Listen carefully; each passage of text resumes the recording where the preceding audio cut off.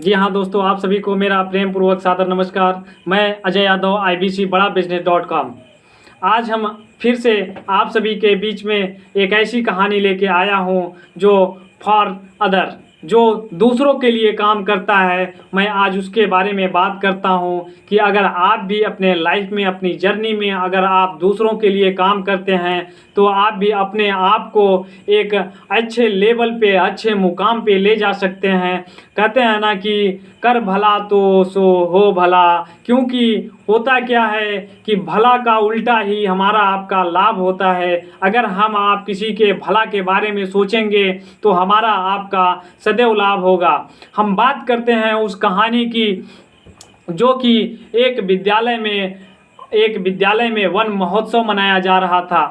One महोत्सव के दौरान उस विद्यालय में एक अधिकारी महोदय जी आए थे और सभी बच्चे एक एक करके अपने घर से पेड़ पौधे लाए थे और सभी बच्चे उस पेड़ पौधे को जगह जगह पे लगा रहे थे, उसको पानी दे रहे थे और अपने आप में बड़ी खुशहाली मना रहे थे, वन महोत्सव मना रहे थे। क्योंकि वन महोत्सव के दिन होता क्या है कि बच्चे अपने अपने घर से जो कोई फूल लाता है, कोई नीम का पेड़ लाता है, कोई आम का पेड़ लाता है, कोई खुशबूदार पेड़ लाता है। लेकिन ये सब लगाने के बाद सभी बच्चे अपने महल में, अपने हॉल में, अपने उस विद्यालय के महल हॉल में एकत्रित हुए और उसमें अधिकारी महोदय ने सभी बच्चों से एक प्रश्न किया कि बच्चों, आप सभी को क्या पता है कि आप लोग इस पेड़ पौधों को क्यों लगाते हो? तो एक एक करके सभी बच्चों ने हाथ को उठाया और एक एक करके जवाब देने लगा, जिसमें से एक राजू नाम का लड़का बोला कि सर, इस पेड़ को हम इसलिए लगाते हैं क्योंकि ये हमें फल फूल देते हैं। बोला ठीक है बेटा, बैठ जाओ। उसके बाद नीलेश था, उन्होंने भी जवाब दिया कि सर, हम इस पेड़ पौधे को इसलिए लगाते हैं क्योंकि हमें इससे लकड़ी मिलती है। और फिर उसके बाद तीसरा बच्चा खड़ा हुआ, अंशुल जिसका नाम था, वो बोला कि सर, हम इस पेड़ पौधों को इसलिए लगाते हैं क्योंकि हमें ये छाया देते हैं।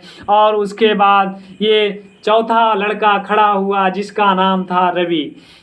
रवि ने बताया, सर, ये हमें बहुत सुंदर लगते हैं इसलिए हम इस पेड़ पौधे को लगाते हैं। अधिकारी महोदय ने कहा, तुम सभी ठीक उत्तर दिए, अपने हद तक सही जवाब दिए, लेकिन आइए हम आपको बताते हैं कि इस पेड़ पौधे को क्यों लगाया जाता है। अधिकारी महोदय ने बताया कि बच्चों, आप सभी को अभी शायद नहीं पता कि हम पेड़ पौधों को इसलिए लगाते हैं ताकि हमें आपको ये शुद्ध वायु दे सकें, शुद्ध हवा दे सकें, जो हमारे आपके कानों द्वारा CO2 जो कार्बन डाइऑक्साइड छूटती है, ये पेड़ पौधे उसको फिल्टर करके, उसको शुद्ध हवा में कन्वर्ट करके, उसको O2 में चेंज करके हमें आपको हमारे आपके सांस लेने की मदद देते हैं और हमें आपको एक शुद्ध हवा, खुशबूदार हवा और शुद्ध हवा देने में मदद करते हैं। इसलिए हम बात करते हैं, वन महोत्सव को मनाया जाता है पूरे देश में। उस दिन सभी लोग पेड़ पौधे लगाते हैं, लेकिन इससे भी आपको अगर ये बात नहीं समझ में आई तो आइए हम आपको एक कहानी के माध्यम से बताते हैं। हम बात करते हैं उस कहानी की। एक समय की बात है, रास्ते में एक राजा जी जा रहे थे। अचानक उनकी निगाह अपने घोड़सवार पर से बैठे हुए पड़ी एक बूढ़े व्यक्ति पे कि वो बूढ़ा व्यक्ति एकदम व्याकुल था, उसके हाथ पांव कांप रहे थे। लेकिन उस राजा को दया आ गई कि ये बूढ़ा व्यक्ति जो है, ये इतना जो है बेबल का है, लेकिन फिर भी ये देख रहे हैं कि ये पेड़ पौधे लगाने में मस्त है। तो उन्होंने जाके अपने घुड़सवार से जाके उस बूढ़े व्यक्ति के पास पहुँचे और वहाँ नीचे उतरे। बोले, ये बूढ़े व्यक्ति, तुम इतने बड़े मूर्ख हो, तुम इतने बूढ़े हो चुके हो, तुम्हारी आयु भी नहीं बची है, लेकिन तुम इतने हार्ड वर्क करके इस पेड़ पौधे को क्यों लगा रहे हो? तो बूढ़ा व्यक्ति बोला, तुम ठीक ही कह रहे हो बेटा कि मैं बूढ़ा हो चुका हूँ और शायद मैं कुछ ही दिनों बाद मैं मर भी जाऊँ, लेकिन मैं इस पेड़ पौधे को किस लिए लगा रहा हूँ शायद तुमको नहीं पता। राजा बोले कि आप हमको बताइए कि आप क्यों लगा रहे हो, आपके पास या तो बुद्धि नहीं कि आप इस पेड़ पौधे को लगा रहे हो, आप इसके फल को भी नहीं खा पाओगे। तो उस बूढ़े व्यक्ति ने जवाब दिया कि बेटा, तुम हो तो बहुत विद्वान, लेकिन तुम हो बड़े मूर्ख। तुम हो तो विद्वान, लेकिन हो तो बड़े मूर्ख। ये बताओ, जो तुमने फल फूल खाते हो, क्या तुमने उसे लगाया था? बोले नहीं नहीं बाबूजी, मैं इस फल को तो मैं पेड़ पौधे को नहीं लगाया था, लेकिन फिर भी मैं फल फूल को खाता हूँ। तो बूढ़ा व्यक्ति बोला, क्या तुम्हारे दादा परदादा ने लगाए थे?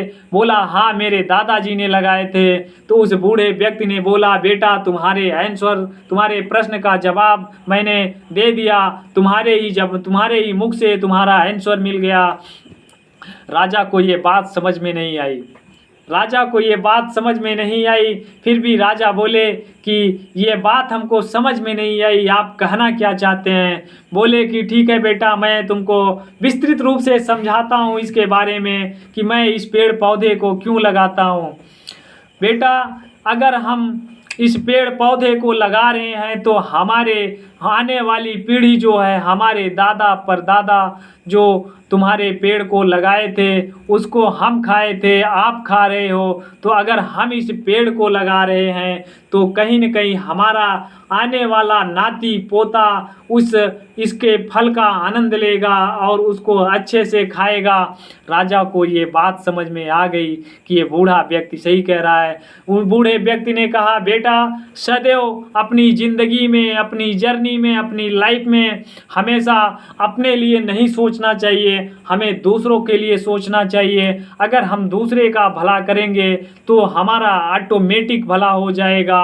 राजा को ये बात समझ में आ गई। राजा बोले, दादाजी, आप तो बड़े विद्वान हो, आप ऐसा काम कर रहे हो, आपकी आयु 10 वर्ष और बढ़ जाए। राजा बहुत प्रसन्न हुआ कि चलिए, हमारे कारनामों से कम किसी को खुशी मिली। वैसे अक्सर मैं ये जो पेड़ लगा रहा हूँ दूसरे के खुशी के ही लिए लगा रहा हूँ। बहुत बहुत धन्यवाद दोस्तों, ये आपको इस वीडियो को अंत तक देखने के लिए, अपना अमूल्य टाइम देने के लिए आप सभी को हृदय की गहराइयों से आप सभी को प्रेम पूर्वक बहुत बहुत धन्यवाद। धन्यवाद दोस्तों। अगर आप हमारे इस चैनल पर नए हैं तो हमारे इस चैनल को लाइक और सब्सक्राइब अवश्य करें और बगल में बेल आइकन की घंटी को अवश्य दबाएं।